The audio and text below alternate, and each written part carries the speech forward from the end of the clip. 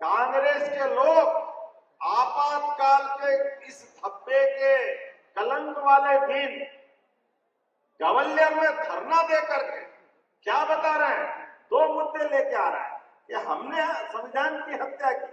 अरे जो कानून को नहीं माने, संविधान में 75 से ज्यादा संशोधन उनके समय होते हैं और उल्टा बाबा साहब अम्बेडकर को याद करते हुए बात कर रहे हैं। मैं उनको जवाब देना चाहता हूं, बाबा साहब अम्बेडकर को जीते जी जितने त्रास कांग्रेस ने दिए उतनी तकलीफ किसी ने नहीं दी। आजादी के बाद इसी पार्लियामेंट में, जिनको हम संविधान निर्माता कहते हैं, उनकी चुनी हुई संसद में नहीं जाने देने का पाप अगर किसी ने किया है, कांग्रेस ने किया।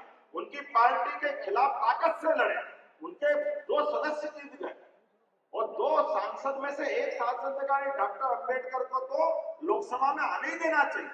तो उपचुनाव हुआ, उस उपचुनाव में भी ये ही कांग्रेस के तत्कालीन प्रथम प्रधानमंत्री जवाहरलाल नेहरू जाकर के उपचुनाव में, ये भी इतिहास है कि कोई ने उपचुनाव में जाकर के चुनाव के तरफ उनके खिलाफ नहीं बोला, लेकिन उनको हरा करके उनको फिर पार्लियामेंट से छूट जाने की छुट्टी करी।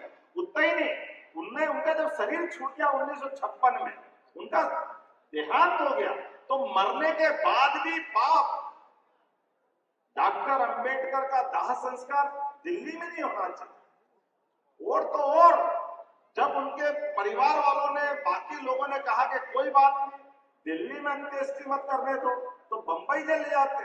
तो बंबई ले जाने के लिए जिस विमान में रख करके शरीर बंबई का निर्णय किया, उसका किराया भी अंबेडकर जी की पत्नी से लिया। इनके क्या, मेरे को समझ में नहीं आया कि कांग्रेस किस स्तर तक नीचे जाती।